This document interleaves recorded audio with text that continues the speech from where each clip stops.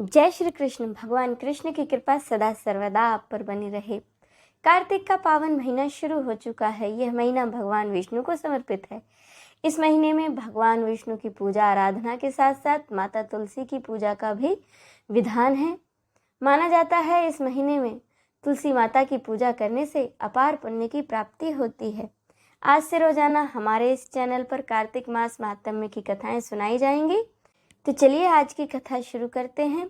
नैमिषारण्य तीर्थ में श्री सूत जी ने 88,000 सनकादि ऋषियों से कहा कि हे ऋषियों, मैं आपके आग्रह पर आप सभी को कार्तिक मास महात्म्य की कथा विस्तार पूर्वक सुनाता हूँ, जिसका श्रवण करने मात्र से मनुष्य के सभी पाप नष्ट हो जाते हैं और अंत समय में उसे वैकुंठ धाम की प्राप्ति होती है। श्री सूत जी ने कहा कि एक बार देवऋषि नारद भगवान श्री कृष्ण से मिलने गए और उनके चले जाने के बाद श्री कृष्ण की रानी सत्यभामा ने प्रसन्न होकर भगवान श्री कृष्ण से कहा कि हे प्रभु, मैं धन्य हुई, मेरा जीवन सफल हुआ। मुझ जैसी त्रिलोक सुंदरी के जन्मदाता भी धन्य हैं, जो आपकी 16,000 स्त्रियों के बीच में मैं आपकी परम प्यारी पत्नी बनी। मैंने आपके साथ नारद जी को वह कल्प वृक्ष आदि पुरुष विधि पूर्वक दान में दिया, परंतु वही कल्प वृक्ष मेरे घर लहराया करता है। यह बात मृत्युलोक में किसी स्त्री को ज्ञात नहीं है। हे त्रिलोकीनाथ, मैं आपसे कुछ पूछने की इच्छा रखती हूँ। आप मुझे कृपा करके कार्तिक महात्म्य की कथाएं विस्तार पूर्वक सुनाइए, जिसको सुनकर मेरा हित हो और जिसके करने से कल्प पर्यंत तक भी आप मुझसे विमुख ना हो। सूत जी आगे बोले। सत्यभामा के ऐसे वचन सुनकर श्री कृष्ण ने हंसते हुए सत्यभामा का हाथ पकड़ा और अपने सेवकों को वहीं रुकने के लिए कहकर अपनी पत्नी को लेकर कल्प वृक्ष के नीचे चले गए। फिर हंसकर बोले कि हे प्रिय, 16,000 रानियों में से तुम मुझे प्राणों के समान प्यारी हो। तुम्हारे लिए मैंने इंद्र एवं देवताओं से विरोध किया था। हे कांते, जो बात तुमने मुझसे पूछी है अब उसे सुनो। एक दिन मैंने तुम्हारी इच्छा पूर्ति के लिए गरुड़ पर सवार होकर इंद्रलोक जाकर कल्प वृक्ष मांगा। इंद्र द्वारा मना किए जाने पर इंद्र एवं गरुड़ में घोर संग्राम हुआ और गोलोक में भी गरुड़ ने गैयों से युद्ध किया। गरुड़ की चोंच की चोट से उनके कान एवं पूंछ कटकर गिरने लगे, जिससे कि 3 वस्तुएं उत्पन्न हुई। कान से तंबाकू, पूंछ से गोभी और रक्त से मेहंदी बनी। इन तीनों का प्रयोग करने वालों को मोक्ष नहीं मिलता। तब गैयों ने भी क्रोधित होकर गरुड़ पर वार किया, जिससे कि उनके 3 पंख टूटकर गिर गए। इनके पहले पंख से नीलकंठ, दूसरे से मोर और तीसरे से चकवा चकवी उत्पन्न हुए।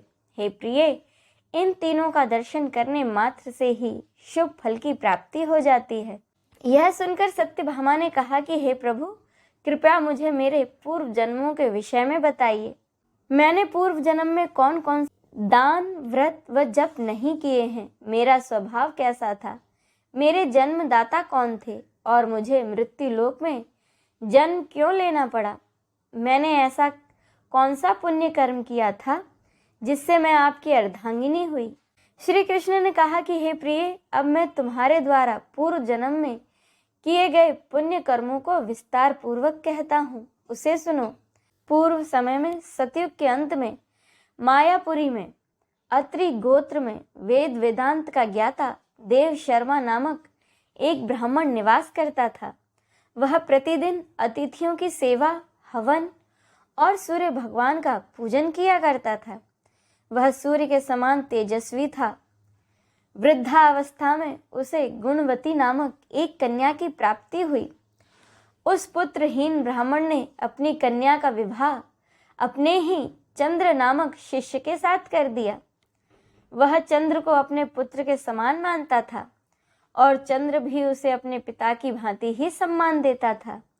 एक दिन वे दोनों कुश व समिधा लेने के लिए जंगल में गए। जब वे हिमालय की तलहटी में भ्रमण कर रहे थे, तब उन्हें एक राक्षस आता हुआ दिखाई दिया। उस राक्षस को देखकर भय के कारण उनके अंग शिथिल हो गए।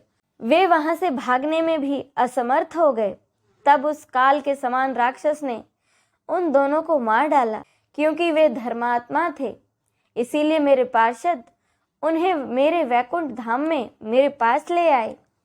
उन दोनों द्वारा आजीवन सूर्य भगवान की पूजा किए जाने के कारण मैं दोनों पर अति प्रसन्न हुआ। गणेश जी, शिव जी, सूर्य व देवी, इन सब की पूजा करने वाले मनुष्य स्वर्ग को प्राप्त होते हैं। मैं एक होता हुआ भी काल और कर्मों के भेद से 5 प्रकार का होता हूँ। जैसे कि एक देवदत्त, पिता, भ्राता आदि नामों से पुकारा जाता है।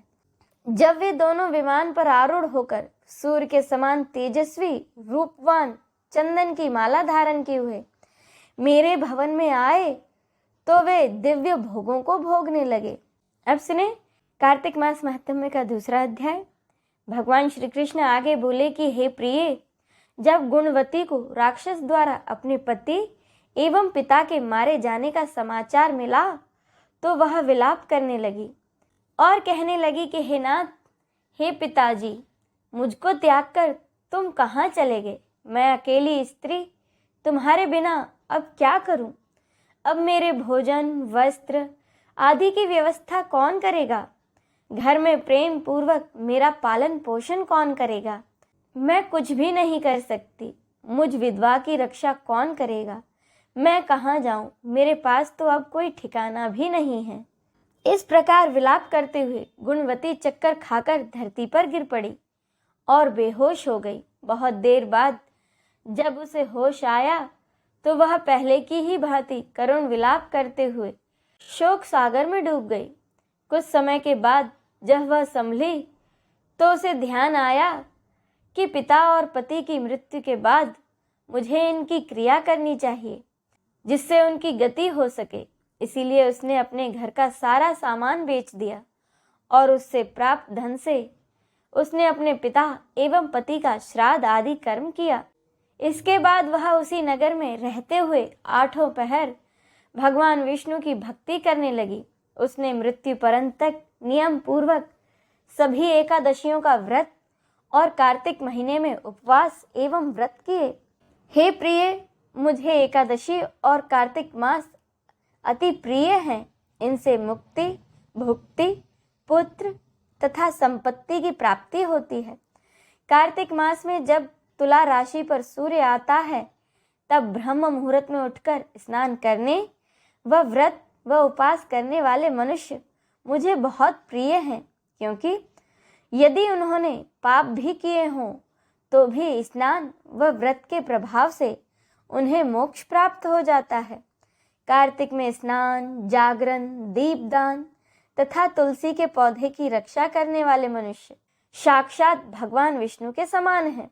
कार्तिक मास में मंदिर में झाड़ू लगाने वाले, स्वास्तिक बनाने वाले तथा भगवान विष्णु की पूजा करने वाले मनुष्य जन्म मरण के चक्कर से छुटकारा पा जाते हैं। यह सुनकर गुणवती भी प्रतिवर्ष श्रद्धापूर्वक कार्तिक का व्रत और भगवान विष्णु की पूजा करने लगी। हे प्रिय, एक बार उसे ज्वर हो गया और वह बहुत कमजोर हो गई।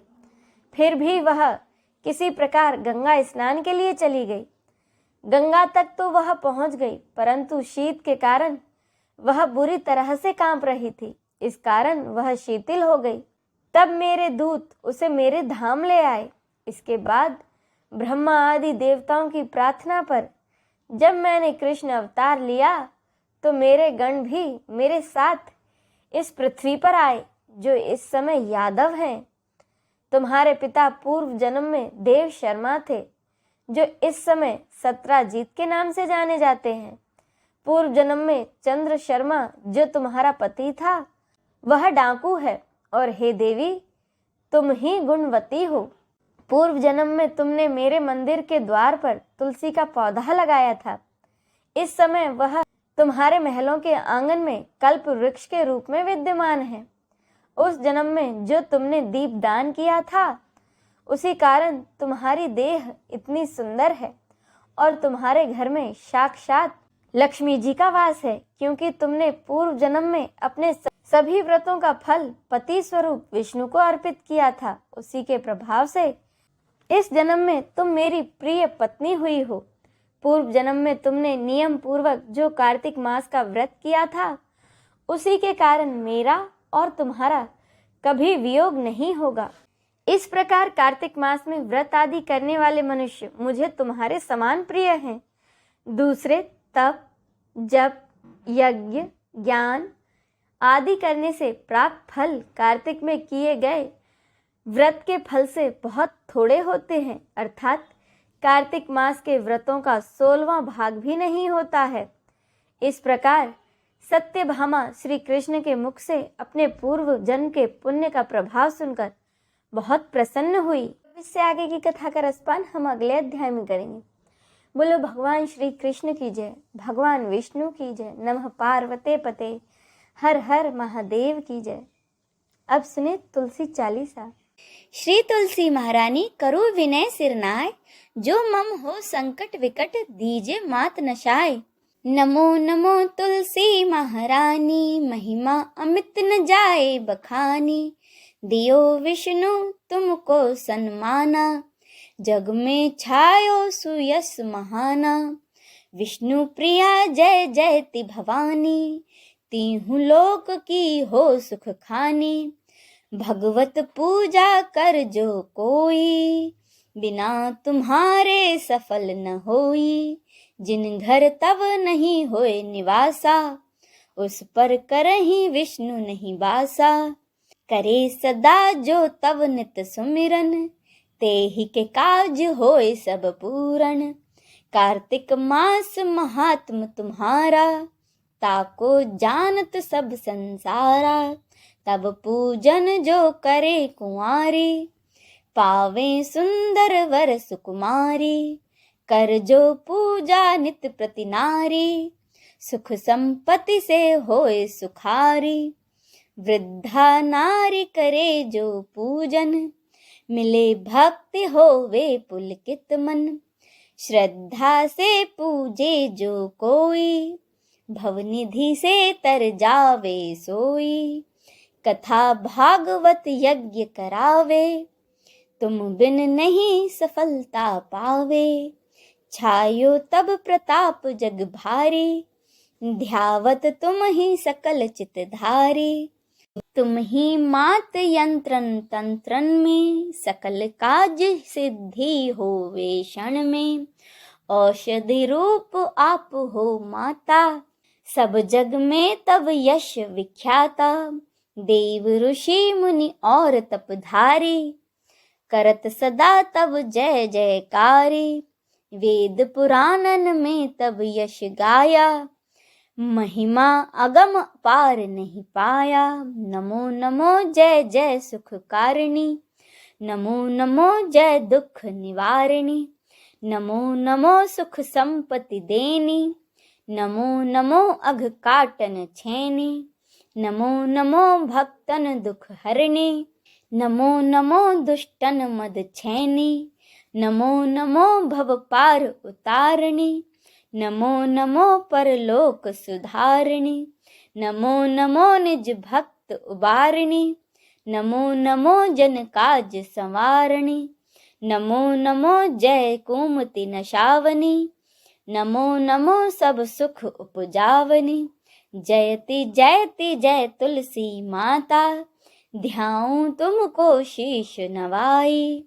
निज जन जानि मोहि अपनाओ, बिगड़े कारज आप बनाओ। करो विनय मैं मात तुम्हारी, पूर्ण आशा करहु हमारी। शरण चरण कर जोरी मनाऊं, निश दिन तेरे ही गुण गाऊं।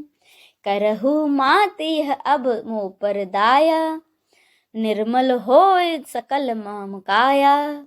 मांगू मात यह बर दीजे, सकल मनोरथ पूर्ण कीजे। जानू नहीं कुछ नेम अचारा, समहू मात अपराध हमारा। 12 मास करे जो पूजा, तासम जग में और न दूजा। प्रथम ही गंगा जल मंगवावे, फिर सुंदर स्नान करावे, चंदन अक्षत फूल चढ़ावे, धूप दीप नैवेद्य लगावे, करे आचमन गंगा जल से, ध्यान करे हृदय निर्मल से, पाठ करे फिर चालीसा की, स्तुति करे मात तुलसा की। यह विधि पूजा करे हमेशा, ताके मन नहीं रहे कलेशा। करे मास कार्तिक का साधन, सो नित पवित्र सिद्ध हुई जाहि। है यह कथा महासुखदाई, पढ़े सुने सो भव तर जाई। यह श्री तुलसी चालीसा पाठ करे जो कोय, गोविंद सो फल पावहि, जो मन इच्छा होय। जय तुलसी माता की। आइए अब हम सब मिलकर तुलसी माता की आरती करें। जय जय तुलसी माता मैया, जय तुलसी माता, सब जग की सुखदाता, सबकी वर माता। ओम जय तुलसी माता, सब योगों से ऊपर, सब रोगों से ऊपर, मैया सब रोगों से ऊपर। रुज से रक्षा करके, रुज से रक्षा करके, सबकी भव त्राता। ओम जय तुलसी माता। बट्टु पुत्री है श्यामा, सूरबल्ली है ग्राम्या, मैया सूरबल्ली है ग्राम्या। विष्णु प्रिय जो नर तुमको सेवे, विष्णु प्रिय जो नर तुमको सेवे, सुनर तर जाता। ओम जय तुलसी माता। हरि के शीश विराजत, त्रिभुवन से हो वंदित, मैया त्रिभुवन से हो वंदित। पतित जनों की तारिणी, पतित जनों की तारिणी, तुम हो विख्याता। ओम जय तुलसी माता। लेकर जन्म विजन में आई दिव्य भवन में, मैया आई दिव्य भवन में। मानव लोक तुम्ही से, मानव लोक तुम्ही से, सुख संपत्ति पाता। ओम जय तुलसी माता। हरि को तुम अति प्यारी, श्याम वर्ण सुकुमारी, मैया श्याम वर्ण सुकुमारी।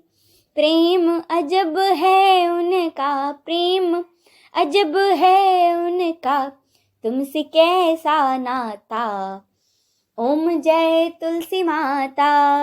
ओम जय तुलसी माता। ओम जय तुलसी माता।